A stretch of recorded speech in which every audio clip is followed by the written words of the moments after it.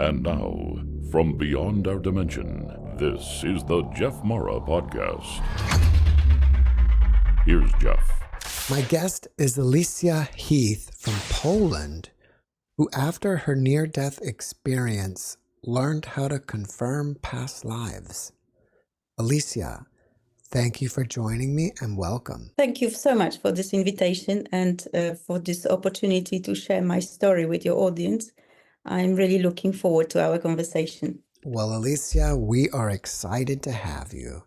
So let's start on the day you died and go from there. When I was 15, it was a summer holiday. I was full of energy, and so I went up climbing the mountains in Poland. And in fact, on that particular day, I was climbing the highest mountain, which has an elevation of approximately 8,200 feet, which is 2,500 meters above the sea levels. At that level, in the upper regions of High Tatras, the climate is like subarctic, so you have snow all year round, despite it being summer in the lower regions. As I was full of energy, I led the ascent with two of my 17 years old male friends.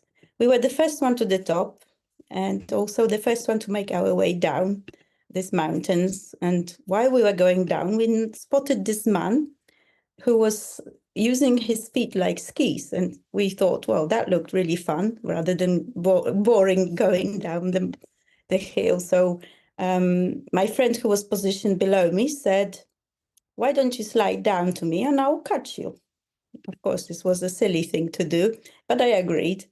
And I slid and he tried to catch me. My hand slipped from his grasp, causing me to fall on my backside and continue sliding down this steep mountain on the snow. And as I gained speed sliding down, my backpack twisted on my back and the straps winding around my wrists and they're binding my hands behind me, so I only had my legs to guide me. I struggled to maintain control, and the slippery snow amplified my speed as I continued my descent. Suddenly, I realized that the slope was nearing its end, leading to a steep vertical drop, which I observed when going up the mountain. The drop was about 65 feet. So it was really, there was obviously no chance if I went over, then I wouldn't be here talking to you today.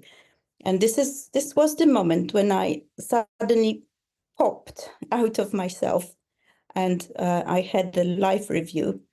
It wasn't a very long life because I was only 15 at the time, but I basically relived everything once again, every single moment. It was a very bizarre experience because there was no judgment. There was no kind of saying it was bad or good. And I just couldn't understand how it was possible that within a few seconds I relived 15 years of my life again. And because it only took a couple of seconds on our time. At the end of that review, I remember telling myself, I'm not ready to die. And this is when I noticed a small chance to save myself. I mean, I was still going very fast. And I noticed that the ground to the right, just before the drop, was going up a little. So I put all my strength, I shifted my weight onto my right hip, initiating a slight turn. And this maneuver enabled me to lose the speed and stop a couple of meters before this edge of this mountain. However, the intensity of that descent has caused some damage to my hip, and I had problems later on in life, probably from this event. So I was saved just a few meters before the drop. I stood up and my legs and knees were trembling intensely, and I tried to make my way back to the path. I glanced up the slope and I caught the sight of my two friends peering down at me, their face filled with terror. They hadn't expected me to stop before tumbling into this abyss. Even now, all these years later, one of them always brings up that incident whenever we meet. So it must have made some impact on him. And I didn't tell anyone about my weird popping out of myself experience at the time because I couldn't understand myself what has happened because I was still a child. And I couldn't grasp how my entire life had flashed before me in just a few seconds. So, but later on in life, I realized that our linear timeline is not real because we can sort of exist outside of our linear time. I had also several other life-threatening incidents in my life after this NDE. If we go back to your NDE and during your life review, did you only see things from your perspective, or did you also see the events through the perspectives of people that you interacted with? No, this was just my own perspective. And I remember that the events were kind of to my left. So I got that impression that this was all happening to my left and I was going down the mountain on the right. But it was still just, it was kind of like I was the character in those events, but I was also watching them from my perspective, both at the same time. So there was no one else that I could kind of feel how they experienced what I was seeing. Was it more that you were watching your life, or do you feel like you were actually reliving it? I was reliving in it. I was in it. It was like every single second, like from my perspective now, I remember that I saw things from my childhood when I was 4 years old, even later, and everything up to the moment when I was going down this mountain. So it's interesting because suddenly I had all these memories back again. Yeah. However, this was, yes, as I said, I was kind of puzzled by this event. Did your views on spirituality or religion change at the time? At the time, no, but following this NDE, I started seeing and started dreaming a lot about my past lives, and I had to review what I was believing because I was brought up Catholic, and the incarnation, the concept of incarnation, is far away from Christianity. It's not really something that Christians believe in. However, I could not deny the extraordinary visions or dreams or events that happened to me after this NDE. Was this after other transformative events, or just basically only from your NDE that you got this ability? From the NDE, I started the dreams, the repetitive dreams about past lives, about who I was in a different times. I actually discovered about 10 different incarnations. Some of the dreams were kind of, I could see myself in the mirror looking completely different. I could see the members of the family that I never had in this life. I could get, what was really interesting, I got one of my past lives has been verified just this last summer because I actually had repetitive dream about this place burning down. It was a grand manor house burning down. And in one of the dreams, I was walking on the remains of this burned manor house with my sister. I never had sister in my real life, but I had sister in that dream. And we found this chest, and we picked it up, and I had the key to this chest on me. So I was going to open it. So I put the key in the lock and I opened this, and the alarm clock went. So I could not find out what was inside. I was really annoyed. Yeah, I would be too. However, I waited 30 years and I had the sort of follow-on dreams last summer, and I finally found out what was inside. And that led me to discover that I was a real historical person, which is what I describe in my book. So if you want to find out what was inside the chest, I invite you to read my book. So you started having repetitive dreams, At what point did you say, well, these aren't just regular dreams, maybe these were past lives? The dreams are different to regular dreams. And when you're dreaming ordinary dream, you usually wake up, you can probably remember it for half a day, and then you don't remember it because the everyday's living kind of takes over and you just don't remember what it was. But the past life dreams, they're very vivid in your memory. Even some of them are like 30 years ago that I still remember.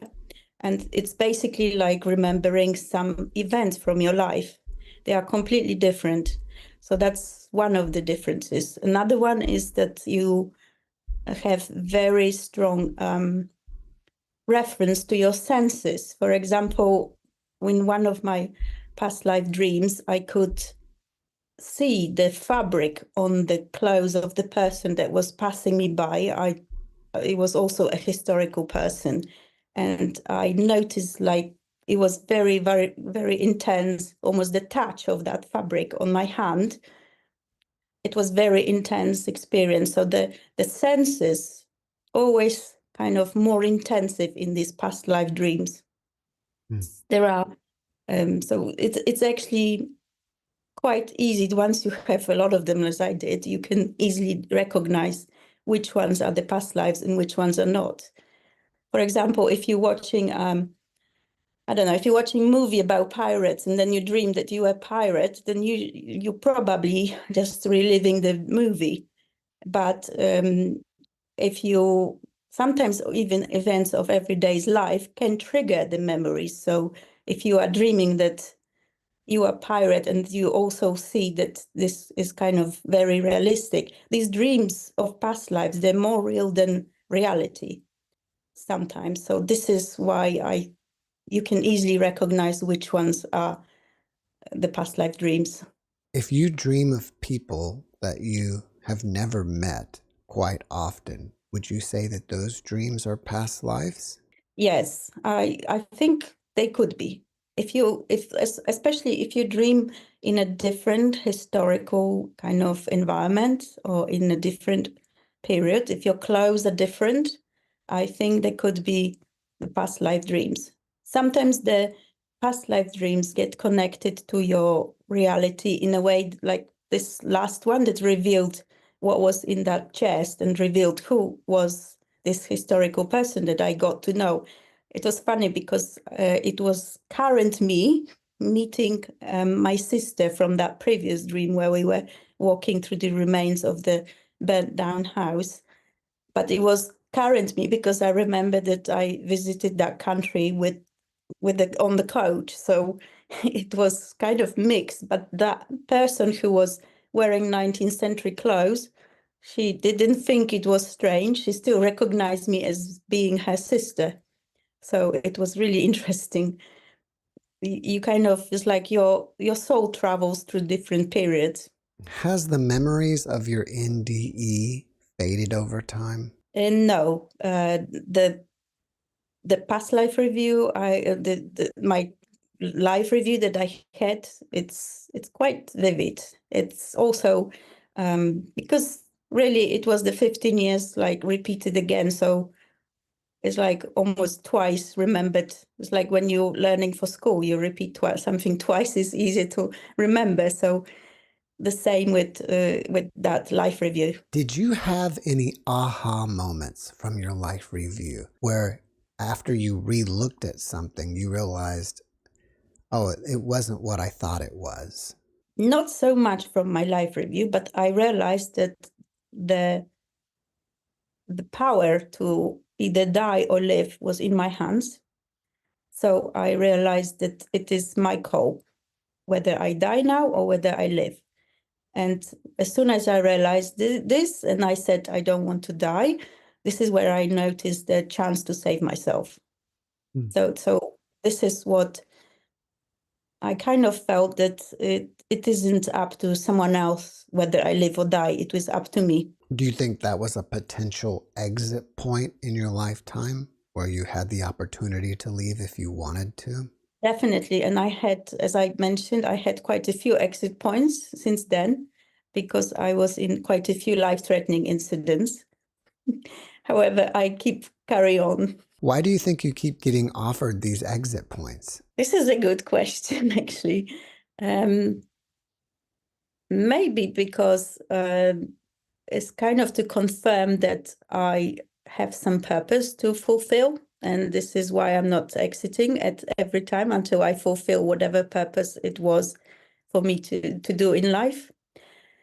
I had several. I was in 3 car accidents, and I was also 1 week after the deadly tsunami of 2004.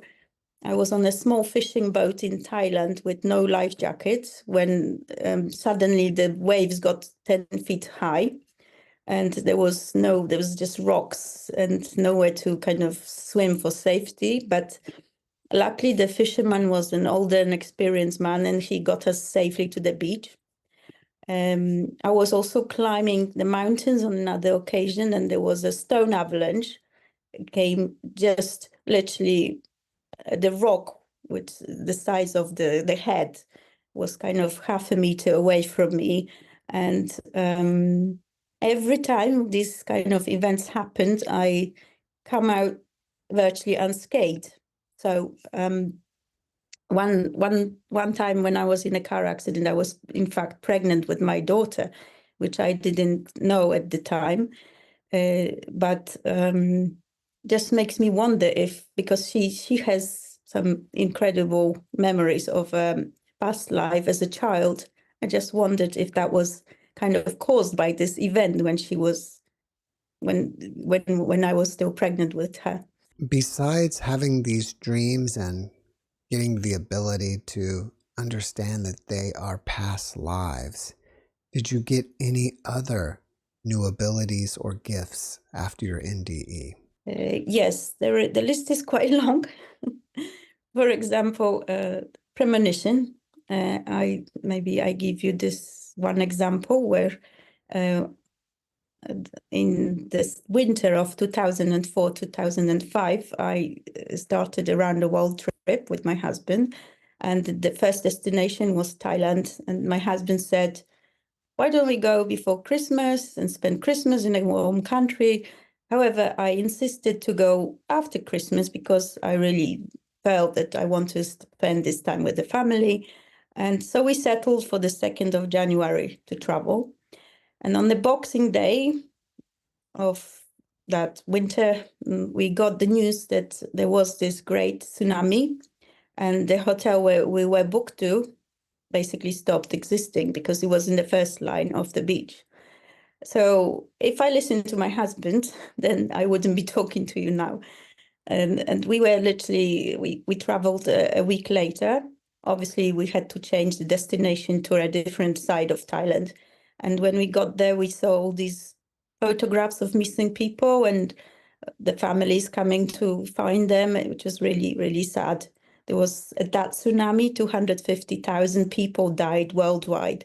It was one of the greatest tsunamis ever. So that premonition saved my life. As well as another occasion, I was going along, because I lived in Britain for a long time with my husband. So we were going along on country roads in Britain, and he was driving a little bit too fast. So I said, please slow down. And I was quite strong in my opinion. And so he listened to me. And a minute later, we get into this village, and this car pulls over from the side road without the right of way, and we have a head-on collision. And if he was driving faster, we would have been much better, because much worse, because our car was a write-off, and this other car had children and dogs. It was also nobody was hurt. So the fact that I told him to slow down basically saved our lives. So that's that kind of premonition events. Then I also notice manifesting skills. I can manifest people and events into my life, which I think that we all are architects of our own life. And this concept, even in science, you have something what is called duality in quantum physics. It's basically when people are looking at the particles, they, depending on what the person wants to see, the particle would behave in a certain way.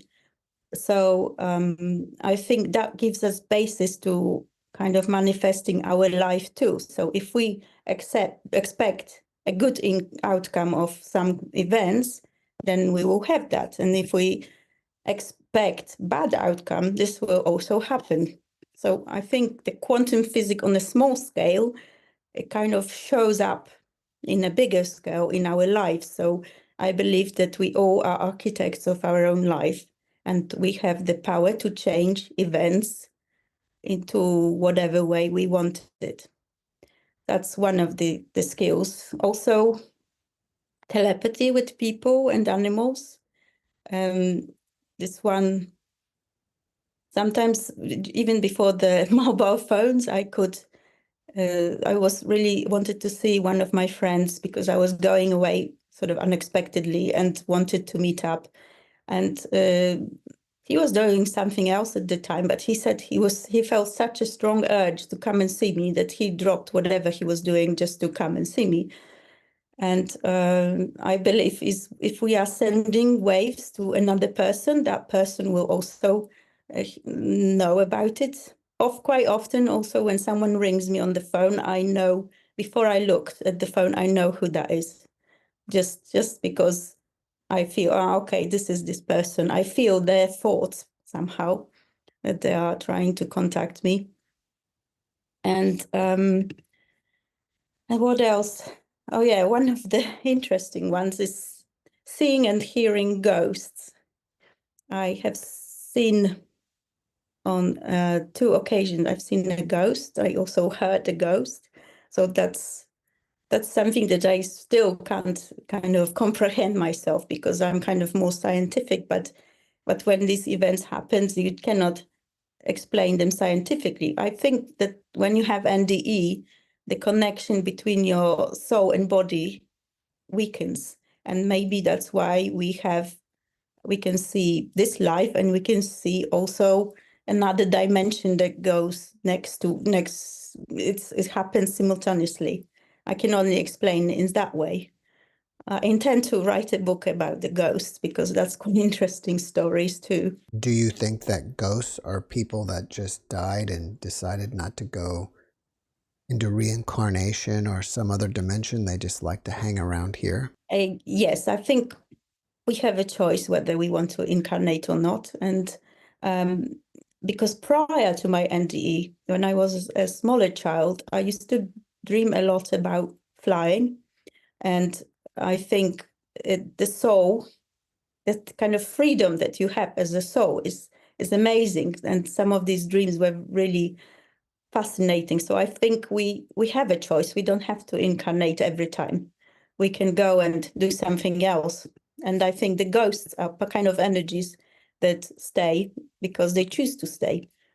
And in fact, there was one event was a couple who kind of died within a few months of each other. And I think they were so connected to the house where they lived in that they chose to stay, and they chose to, I could hear them talking to each other, which was really, really bizarre.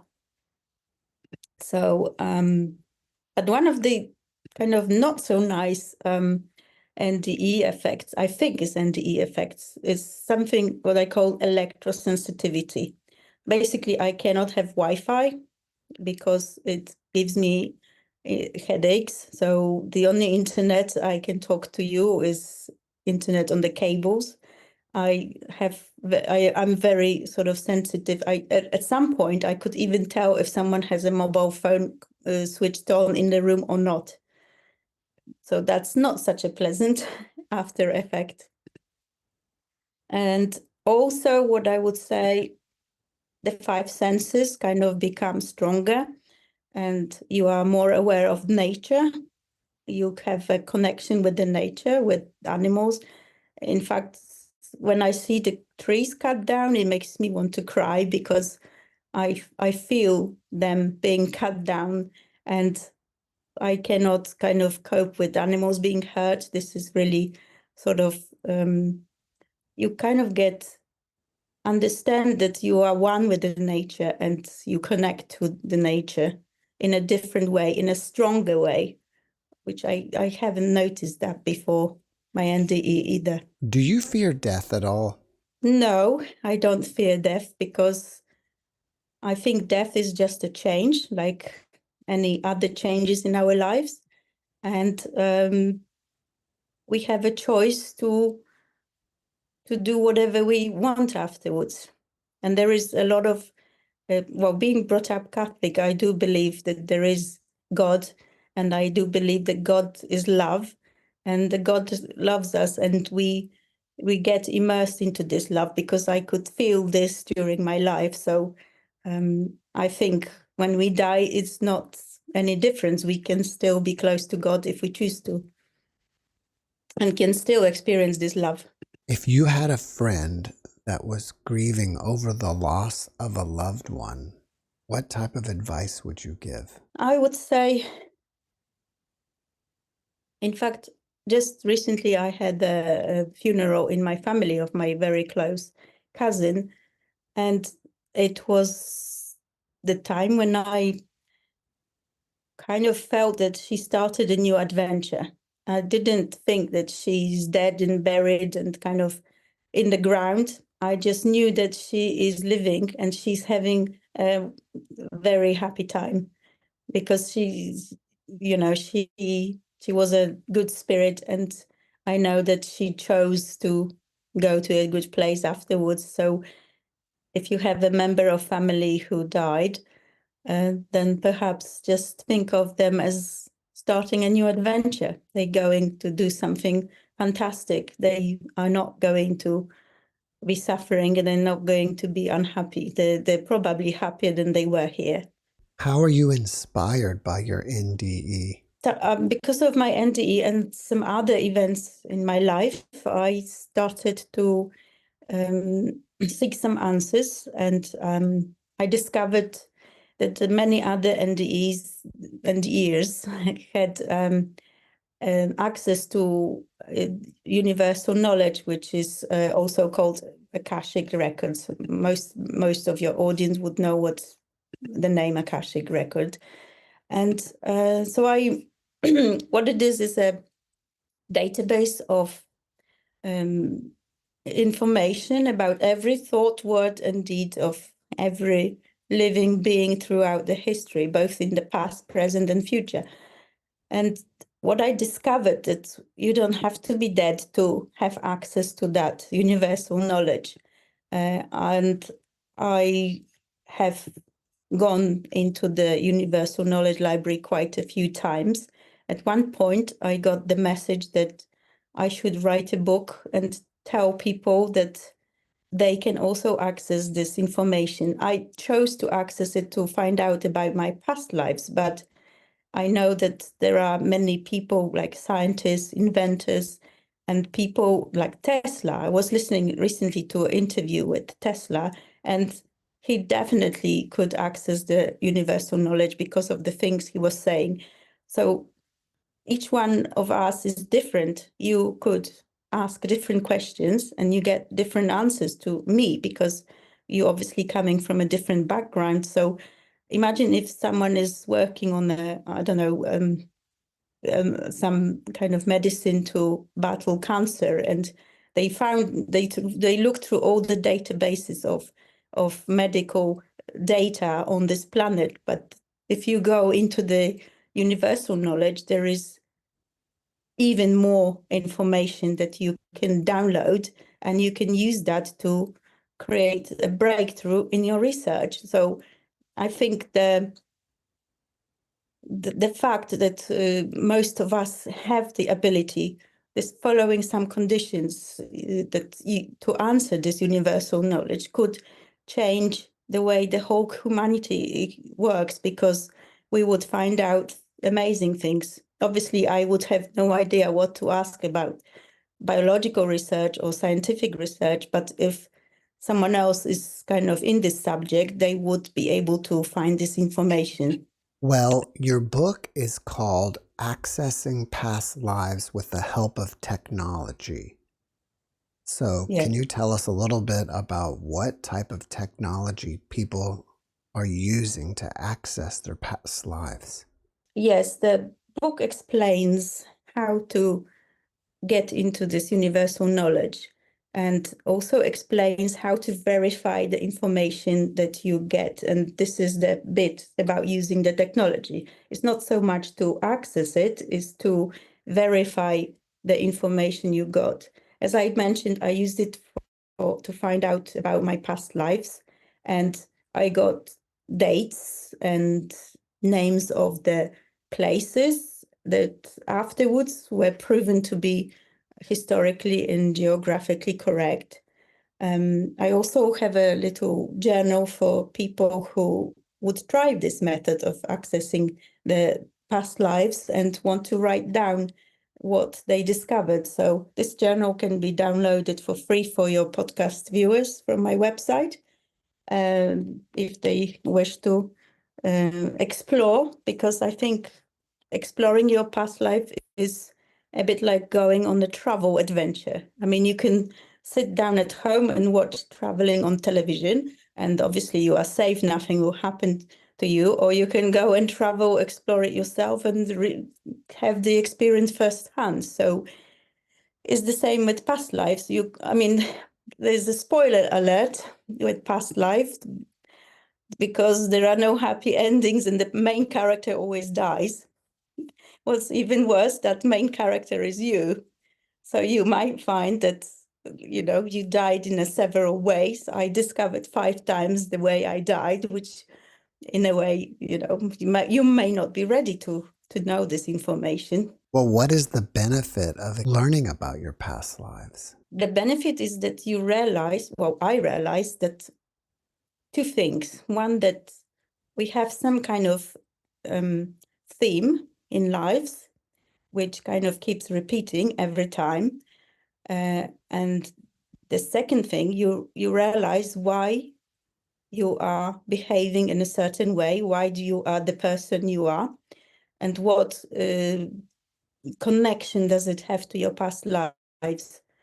Sometimes some abilities also inherited. I mean, I lived in many different countries in my past lives, and I think the ability to learn foreign languages is one of the kind of skills that I got from previous incarnation, not just from this one, because I speak 5 languages, and it's quite easy for me to learn a new language. So you can see why these things happen. I mean, knowledge is power. If you find out about these things, it can help you solve your current problems and help you realize who you really are.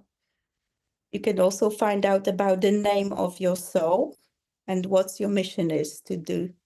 What do you mean the name of your soul? Like the name in your This, previous life, or we have a name of our soul outside of our body?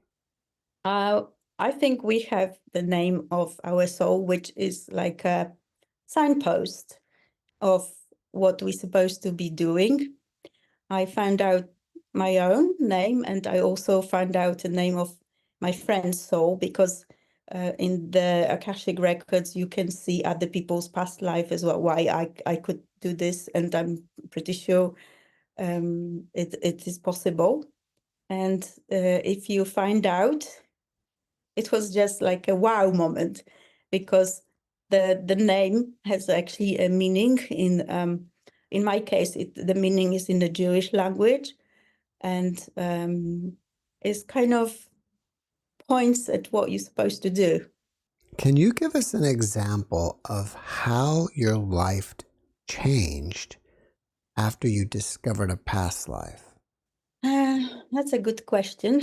Um, I I could understand, for example, why, as I said, I could understand where some of my skills come from, why it is that I could speak certain languages easier. I could learn one of the languages within a month, and I understood why it was. And also, it changed in a way that, well, it changed the whole belief system, because before, when I didn't believe in past life. Now I have no doubt that we have past life if we choose so, because I also have no doubt that we have a choice. The reincarnation isn't obligation, is our own choice. So, and also the fact that you can reincarnate with the same souls, your family souls. I also have a proof of that.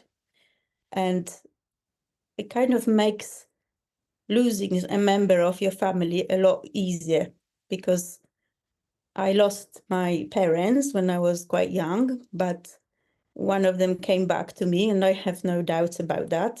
I also say about it in my book if you want to find out. So the moment the person who you knew reincarnates is the moment when you actually stop grieving for them, because you realize the energy is back and the life force is back. So that's really, really interesting. That is interesting. I've never heard that before. I noticed that because I relived it myself. So I'm going to press you a little bit. I don't need you to tell us your entire book, but can you just give us a few little tips on how to access our past lives? well, the book is actually consists of two parts, and the first half of the book tells you how to access your past lives, and it tells you basically why you should do it, and it tells you what would be the scientific background for this as well. Of course, the science at the moment doesn't confirm the past lives, but it also doesn't say they don't exist. So we are kind of in the in-between point. So that's what first half of the book is about. The second half is the kind of list of information you can get. There's like quite interesting stories which were proven to be historically correct and geographically correct. And so that second part is verified with technology, which is the internet. In a way, internet is a very good tool to understand what the universal knowledge is, because the same way we access the internet, so you could have it on your phone, I could have it on my laptop, like we are so far away, the same kind of information. So it's the same with the universal knowledge. We don't necessarily have to know where the information is stored and where it's coming to us from, but we can still access it. Would you say that you're accessing it through meditation techniques or hypnotherapy? I give several different ways to access, and I also explain what conditions you have to fulfill, because there are some conditions you have to basically be on a different, the universal knowledge exists on higher frequency because it's a God's frequency. So you cannot have any negative or any kind of hurtful sort of emotions. You cannot, well, what I suppose what religions would call sins. You cannot have this kind of emotions to access universal knowledge. You have to get rid of them. And I show you how to do this. And basically, I believe that I mean, I can't access it myself every time. So there is a time when you are ready. And if you're ready, and if the book resonates with you, I recommend that you have a go and try. But don't worry if you don't succeed the first time, because it might be that you need to wait, or it might be that you need to sort out some of the issues. Let's take an example, like if a person has this fear of motorcycles, and then they discovered in a previous life that they died from a motorcycle accident. Once they discovered that, would the fear of motorcycles go away in this life?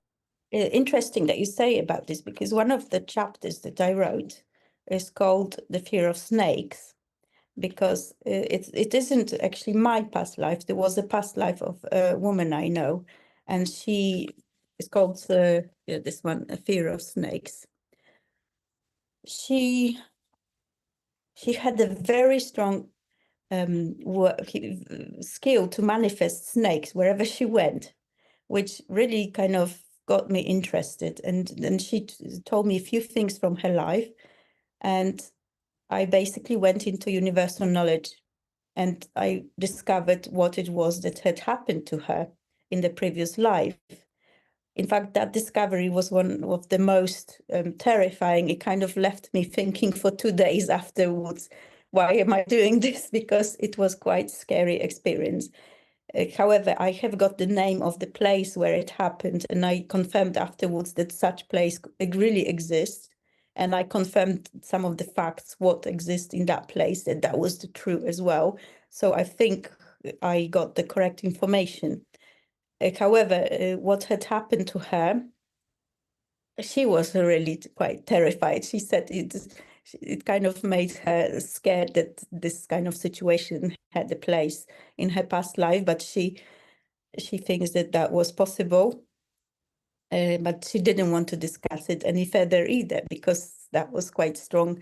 However, I came to the conclusion that if you're fearing something, then you need to realize, and that definitely was the case with this situation, you need to realize that snakes, for example, in this case, were just a tool in hands of someone who was trying to hurt her, and they were not the ones who were actually the ones that hurting. So if you just imagine them being animals trying to survive like any other beings, maybe you could stop being so scared of the snakes. After watching this podcast, people may want to reach out to you and ask you questions. Are you open to that? Of course, yes. I have a website which is called accessingpastlives.com, and there are kind of ways to contact me if you wish to. And I'm also on Facebook or on Instagram under my name, so you can find me, because the profile picture is the photograph of the book, so it's easy to find. Do you have anything else that you're working on that you want us to know about? As I said, I want to write a book about this ghost, and hopefully I will write it in 2024, publish it then. However, I wanted just at the end also say about one more ability and give some kind of concept to people. This is the ability to self-heal yourself or heal other people with a simple, I call it love light meditation or visualization. If you basically imagine that the light is getting into you from above and coming into you, and then whatever hurts you, whatever part in your body doesn't feel right, the light is kind of spreading through it, is breaking through until your whole body shines. And then you make this light to come out further than just your own body. You cover all your family in it, or your home, and then your town, wherever you live, your country, and the whole world, until all the dark areas disappear. And there is you can also direct it to a person who is sick or someone that you want to heal, and also to those who hurt you or wrong you in any way, because you will soon find out that they change their attitude towards you. And just to confirm how powerful this visualization is, I want to give you an example. I've set up this Facebook group called Light Workers because I've realized that many NDE experiences have extraordinary abilities. And so I suggested that we join our abilities for the betterment of humanity. So there is only, this is very new group, but we did this kind of love light meditation on about 2 weeks ago. We did it on and send our love light to the Gaza Strip in Israel, because obviously the conflict there could spread to the whole world. And the funny thing is that 3 hours after we basically set out to do it, I got news that they signed the ceasefire treaty. And it could be coincident, and then again, it could not. So if other people want to join us, you're welcome to, because I believe everyone, not just NDE experiences, have this power. If you want to join us, we will be basically directing our light, our love light, to different areas of this planet that need it.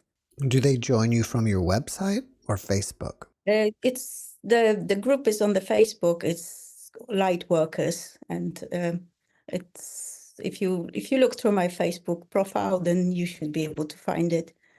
And you're welcome to join it and join us for a betterment of humanity wherever you are. If people want to find out more about your book, should they look on Amazon or your website? It is available on Amazon worldwide, so wherever country you can find it on Amazon.